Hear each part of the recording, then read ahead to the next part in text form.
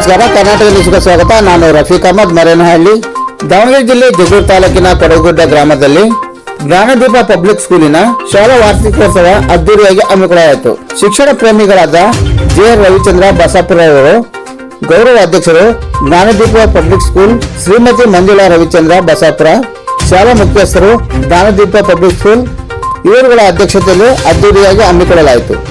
ಮುಖ್ಯ ಅತಿಥಿಗಳಾಗಿ KPCC ST ಘಟಕದ ಮಾಜಿ ರಾಜ್ಯಾಧ್ಯಕ್ಷರಾದ ಕೆಪಿ ಪಾಲಯ್ಯ, ಅರಸೀಕೆರೆ ಬ್ಲಾಕ್ ಕಾಂಗ್ರೆಸ್ಸಿನ ಅಧ್ಯಕ್ಷರಾದ ಕಮ್ಮತಳ್ಳಿ ಮಂಜುನಾಥ್, ಕಾಂಗ್ರೆಸ್ ಪಕ್ಷದ ಮುಖಂಡರಾದ ಗೋಡೆ ಪ್ರಕಾಶ್, ಎಪಿಎಂಸಿ ಮಾಜಿ ಅಧ್ಯಕ್ಷರಾದ ಬೈರೇಶ್, ಬಿಜೆಪಿ ಪಕ್ಷದ ಮುಖಂಡರಾದ ದೇವಿಕೆರೆ ಶಿವಕುಮಾರ ಸ್ವಾಮಿ, ತಹಸೀಲ್ದಾರ್ ಸೈಯದ್ ಕಲೀಮುಲ್ಲಾ, ಹಿರಿಯ ಸಾಹಿತಿಗಳಾದ ಎನ್ ಟಿ ಯರಸ್ವಾಮಿ, ಬಿಜೆಪಿ ಪಕ್ಷದ ಮುಖಂಡರಾದ ಬಿಸ್ತೋಳಿ ಬಾಬು, ಜ್ಞಾನದೀಪ ಶಾಲಾ ಸಿಬ್ಬಂದಿ ವರ್ಗ, ಪೋಷಕರು, ಮಕ್ಕಳು, ಸಾರ್ವಜನಿಕರು ಹಾಗೂ ಮಾಧ್ಯಮ ಮಿತ್ರರು ಉಪಸ್ಥಿತರಿದ್ದರು. ಜ್ಞಾನದೀಪ ಪಬ್ಲಿಕ್ ಸ್ಕೂಲಿನ ವಾರ್ಷಿಕೋತ್ಸವ ಸಮಾರಂಭವನ್ನು ಉದ್ದೇಶಿಸಿ ಕೆಪಿಸಿಸಿ ಎಸ್ಟಿ ಘಟಕದ ಮಾಜಿ ರಾಜ್ಯಾಧ್ಯಕ್ಷರಾದ ಕೆಪಿ ಪಾಲಯ್ಯರವರು ಕಾರ್ಯಕ್ರಮ ಉದ್ದೇಶಿಸಿ ಮಾತನಾಡಿದರು.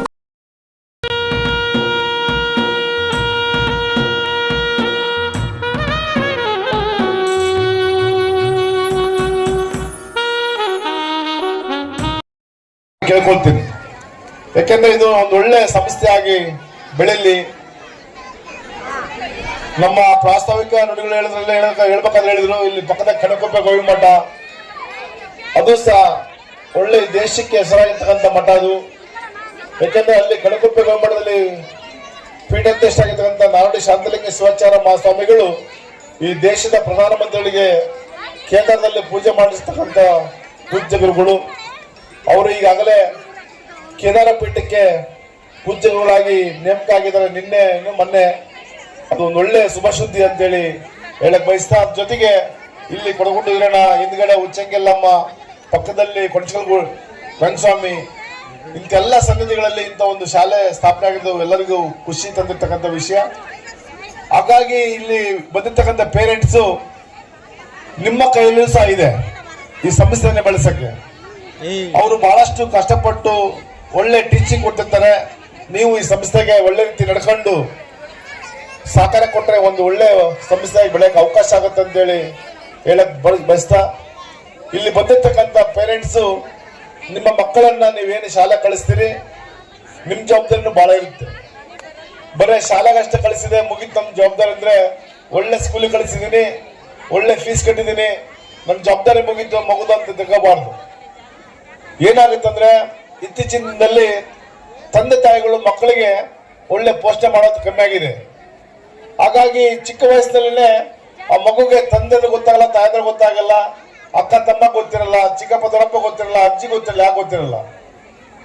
ಯಾಕೆಂದ್ರೆ ಅದು ಚಿಕ್ಕ ಮಗು ಆಗ್ತಿದ್ದಂಗೆ ತಂದೆ ತಾಯಿ ಬಿಟ್ಟು ಬೆಳೀತವೆ. ಬೆಳೆದಾಗ ಅದು ಏಕಾಂಗಿಯಾಗಿ ಬೆಳೆದಾಗ ಆಗುತ್ತೆ. ಹಾಗಾಗಿ ನೀವು ಆತರ ಮಗುನ ದೂರ ಮಾಡಬಾರ್ದು. ಬಹಳ ವಿಶೇಷವಾಗಿ ಮಗುನ ಪ್ರೀತಿ ಮಾಡ್ತಕ್ಕಂಥದ್ದಾಗಬೇಕು, ಪೋಷಣೆ ಮಾಡ್ತಕ್ಕಂಥದ್ದಾಗಬೇಕು, ಮತ್ತೆ ಅದಕ್ಕೆ ಆಚಾರ ವಿಚಾರವನ್ನು ಕಳಿಸ್ಬೇಕಂತ ವಿಚಾರ ಬೇಕು, ಬಹಳ ಮುಖ್ಯ ಇರುತ್ತೆ. ಈ ಇತ್ತೀಚಿನ ಮಗು ಚೆನ್ನಾಗಿ ಮಾರ್ಕ್ಸ್ ತೆಗೆಯುತ್ತೆ, ಎಲ್ಲ ಸೀಟ್ ಪಡೆಯುತ್ತೆ, ಆದ್ರೆ ಆಚಾರ ವಿಚಾರ ಬಹಳ ಕಡಿಮೆ ಇರುತ್ತೆ. ಹಾಗಾಗಿ ಅದನ್ನ ಕಲಿಸ್ತಕ್ಕಂಥ ಜವಾಬ್ದಾರಿ ತಂದೆ ತಾಯಿಗಳ ಮೇಲೆ ಇರುತ್ತೆ ಅಂತೇಳಿ ಹೇಳಕ್ ಬಯಸ್ತಾ, ನಾವೆಲ್ಲರೂ ಸಹ ಬಹಳಷ್ಟು ತುರ್ತು ಕೆಲಸದಲ್ಲಿದ್ದೀವಿ. ತಾಸ್ದಾರ್ಗೆ ನಾನು ಹೇಳ್ತಿದ್ದೆ, ಇಲ್ಲ ಸರ್ ನಾನು ಮುಂಚೆ ಹೋಗ್ಬೇಕಂತಿದ್ದೆ, ಇಲ್ಲ ನಾನು ನಾಳೆ ಹಾವೇರಿ ಫಂಕ್ಷನ್ ಇದೆ, ನಮಗೆ ಬಹಳಷ್ಟು ಜನ ಕರ್ಕೊಂಡು ಹೋಗ್ಬೇಕಾಗಿದೆ ಫಂಕ್ಷನ್ಗೆ ಅಂತ ನಾನು ಮುಂಚೆ ಹೋಗ್ಬೇಕಂತ ಹೇಳಿದ್ರು. ಆದ್ರೆ ಇದು ಫಸ್ಟ್ನೇ ವರ್ಷ ಈ ನಾವು ಬಹಳಷ್ಟು ಈ ವಾರ್ಷಿಕೋತ್ಸವ ಸಮಾರಂಭಗಳಿಗೆ ಹೋಗ್ತೀವಿ ನಮ್ಮ ಜಗಳೂರು ಟೌನ್ ನಲ್ಲಿ. ಬಟ್ ಅವು 10 ವರ್ಷಗಳಾದ್ರೂ ಸಹ ಇಷ್ಟು ಜನ ಸೇರೋದು ಕಡಿಮೆ, ಆದ್ರೆ ಇಷ್ಟು ಸ್ಟ್ರೆಂತ್ ಸಿಗೋದು ಬಹಳ ಕಡಿಮೆ. ಆದ್ರೆ ಇಲ್ಲಿ ಇರ್ತಕ್ಕಂಥ ನಮ್ಮ ಟೀಚರ್ ಸ್ಟಾಫ್ ಏನಿದೆ ಅವರು ಮತ್ತು ಪೋಷಕರು ಏನಿದ್ರೆ ಬಹಳಷ್ಟು ಶ್ರಮ ಇದೆ. ಯಾಕೆಂದ್ರೆ ಎಲ್ಲ ಇಲ್ಲಿ ಸ್ಟಾಫ್ ಈ ಒಂದೇ ವರ್ಷದಲ್ಲಿ ಇಷ್ಟು ಸ್ಟ್ರೆಂತ್ ಮಾಡಿದೆ ಅಂದ್ರೆ ಸಾಮಾನ್ಯದಲ್ಲ, ಬಹಳ ದೊಡ್ಡ ಅಚೀವ್ಮೆಂಟ್. ಹಾಗಾಗಿ ಅವರ ಅಚೀವ್ಮೆಂಟ್ಗೆ ಒಂದು ಸಲಾಮ್ ಹೇಳಲೇಬೇಕಾಗುತ್ತೆ ಟೀಚರ್ಸ್ಗೆಲ್ಲ ಪೂರ್ತಿ ಸ್ಟಾಫ್ಗೆ. ಯಾಕೆಂದ್ರೆ ಬಹಳಷ್ಟು ಜನ ಮನೆಮನೆಗೂ ಕರೆದು ಬರೋದು ಕಷ್ಟ ಹೊಸ ವರ್ಷದಲ್ಲಿ, ಫಸ್ಟ್ನೇ ವರ್ಷದಲ್ಲಿ. ಆದ್ರೆ ಇದು ಒಳ್ಳೆ ರೀತಿಯಲ್ಲಿ ಆಗಿದೆ. ಮುಂದಿನ ದಿನದಲ್ಲಿ ಚೆನ್ನಾಗಿ ಆಗಲಿ, ಒಳ್ಳೆ ಹೆಸರನ್ನ ಪಡಿತಕ್ಕಂಥದ್ದಾಗಲಿ. ಯಾಕೆಂದ್ರೆ ಶಿಕ್ಷಣ ಸಂಸ್ಥೆಗಳು ನಡೆಸಲು ಇರ್ತದೆ. ಹಾಗಾಗಿ ಈ ಬಂದಿರ್ತಕ್ಕಂಥ ಪೇರೆಂಟ್ಸು ಎಲ್ಲರೂ ಸಹ ಇದು ನಮ್ಮ ಶಾಲೆ, ನಮ್ಮ ಮಕ್ಕಳ ಶಾಲೆ ಅಂತ ಜವಾಬ್ದಾರಿ ನಿಮ್ಮ ಮೇಲೇನೂ ಇರಲಿ. ನಿಮ್ಮ ಮಕ್ಕಳು ಮನೆಗೆ ಬರ್ತಿದ್ದಂಗೆ ಇವತ್ತು ಏನು ಶಾಲೆಯಲ್ಲಿ ಕಲಿತಿದ್ದಾರೆ, ಏನು ಹೇಳ್ಕೊಟ್ರು ಅನ್ನೋದನ್ನು ನೀವು ಕಳಿಸ್ಬೇಕಾಗಿದೆ. ಸಂಸ್ಕಾರ ಕಲಿಸಬೇಕಾಗಿದೆ ಮಕ್ಕಳಿಗೆ. ಅದನ್ನು ಕಲಿಸ್ತಕ್ಕಂಥ ಕೆಲಸ ಮಾಡ್ರಿ ಅಂತೇಳಿ ಹೇಳಕ್ ಬಯಸ್ತಾ, ನಾವು ಈ ಶಾಲೆಗೆ ಪ್ರತಿ ವರ್ಷನೂ ಬರ್ತೀವಿ. ನಮ್ಮ ಮಾತೇಶಣ್ಣರು ಮಾಸ್ಟರ್ ಹೇಳಿದ್ರು, ಇವ್ರ ಮಕ್ಕಳು 4 ಜನನು ಡಾಕ್ಟರ್ ಅಲ್ಲ,